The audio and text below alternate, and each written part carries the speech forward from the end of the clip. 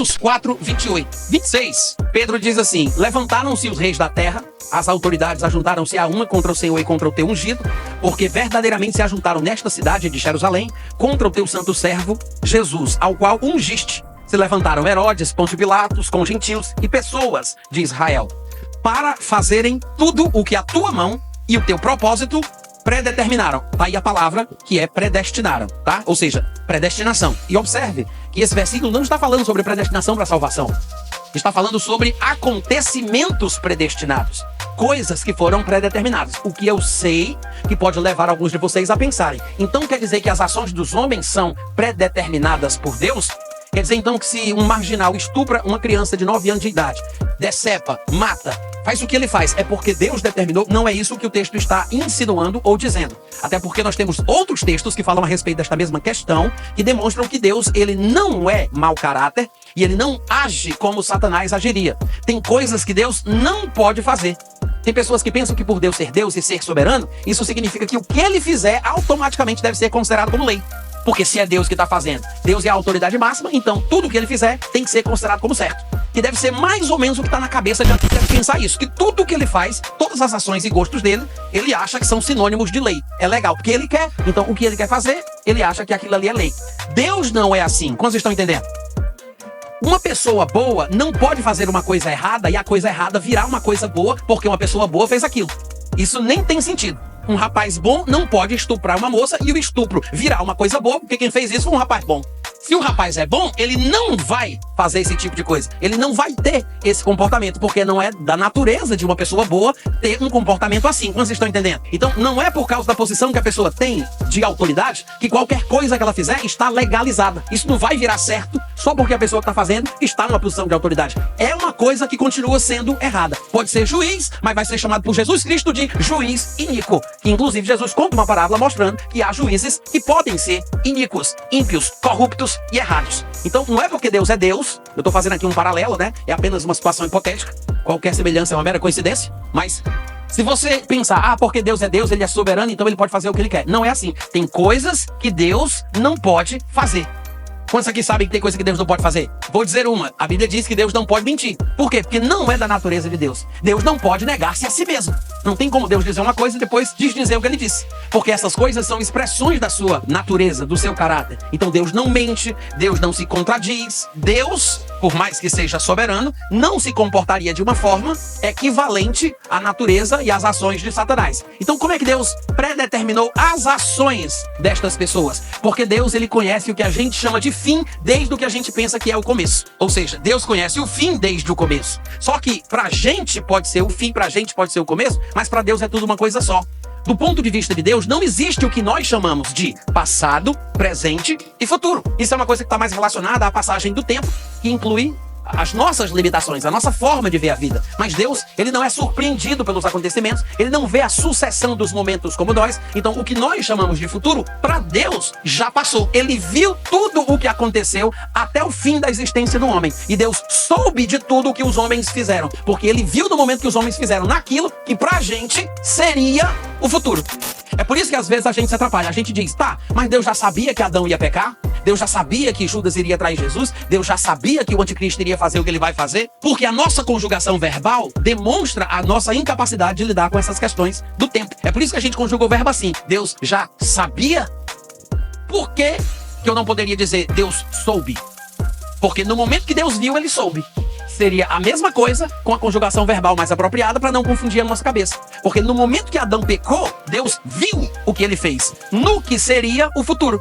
Porque para Deus não tem diferença. Então Deus viu quando Adão pecou. E em vez de eu dizer Deus sabia, eu posso dizer Deus soube. Se isso me ajuda a entender melhor essa questão da passagem do tempo. E como Deus não é surpreendido por nada, basta que eu diga Deus soube e não Deus sabia. Embora as duas coisas sejam exatamente a mesma. Só não posso confundir, pensando que dizer Deus sabia é sinônimo de responsabilização divina. Porque o fato de Deus saber antecipadamente não faz de Deus o responsável pelo que ele soube. Eu sei que é complicado, porque a gente não consegue lidar bem com essa questão da passagem do tempo. Eu vou dar um exemplo para vocês como é confuso. Se prepare, você vai ficar confuso com o exemplo que eu vou dar. É para você sentir na pele como é confuso. É simples, mas é bem elucidativo. Que tempo é esse aqui que nós estamos falando agora? É presente, é passado ou futuro? Que tempo é esse? Tá. Que tempo era aquele? Tá vendo como vocês não sabem? Olha só, pra você ver como é confuso. Que tempo é esse? Que tempo era aquele? Era presente. Agora, que tempo é aquele? Exatamente. E esse tempo agora é o quê? Não é o futuro do que passou? Tá vendo como é tudo confuso? Tudo misturado? Mas a forma que a gente fala confunde mais. Então, é presente, era presente, porque agora é passado, né? Mas então, quando a gente não entende isso, aí a gente fica confuso. Ah, Deus sabia, como se dizer Deus sabia, tivesse alguma coisa a ver com Deus ser responsável. Se eu tenho um irmão e ele vai fazer alguma coisa de tarde, ele diz, Natan, grava um jogo pra mim, que vai passar aí desses times, eu quero assistir quando eu chegar, eu assisto ao vivo.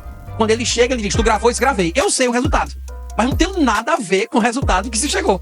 Eu só assisti ao vivo, eu posso contar pra ele, mas eu não tenho culpa no cartório. Não fui eu quem fiz com que o outro time perdesse ou ganhasse. O desempenho dos jogadores foi desenvolvido na hora ali em que ela estava acontecendo. O fato de ter sido assistida ao vivo não faz de mim o responsável pelo que eu assisti, né? Agora, Deus, ele não está assistindo passivamente aos acontecimentos que vão sendo executados na humanidade. Deus é uma pessoa, ele se importa e ele interage com os homens. Agora lembre-se, toda a interação divina, quando ele intervém de alguma forma, ele nunca age de forma contrária à sua natureza. O que ele faz, seja lá o que for, nunca é desrespeitando as leis e os princípios que ele mesmo estabeleceu. Se ele deu ao homem a autoridade para decidir e escolher e tomar decisões em sua vida, ele não vai interditar a própria capacidade humana que ele concedeu. Se ele deu ao homem a propriedade do gênero humano de escolher, que a gente também chama de livre-arbítrio, Deus não vai interditar, ele não vai praticar uma ingerência, ele não vai impedir que o homem use aquilo que Deus lhe deu. Então Deus, ele não vai quebrar as leis, burlar as leis para fazer o que ele quer só porque ele é autoridade, como alguns loucos estão fazendo por aí afora. Vocês estão entendendo? Ele não vai fazer assim, mas ele vai agir. Nessas interações, ele não precisa quebrar as regras para obter o resultado que ele pretende, porque ele conhece todas as coisas, o coração do homem, ele sabe de tudo. Ele não é surpreendido por nada. Imagina um jogo de xadrez entre uma criança de 5 anos de idade, pode até ser um gênio, superdotado, mas imagina uma criança dessa, que por mais que seja genial, vai jogar como um xadrista profissional. O cara vive de jogar xadrez. E o xadrez é um esporte, é um jogo muito interessante, porque ele envolve estratégia. E normalmente você tem que antever as possíveis jogadas do oponente associadas às suas possíveis jogadas. Então normalmente se fala de alguém ser capaz de prever 50 jogadas na frente. São 50 jogadas com mais não sei quantas outras possibilidades como consequências dessas jogadas.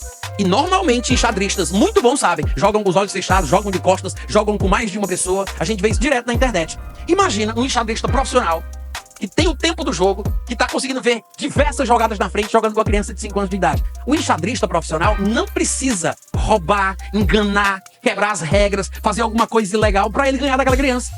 Ele pode até entregar a dama no meio do jogo, que é a peça mais poderosa, né, que o pessoal chama de rainha. Ele pode entregar a dama para poder dar o checkmate.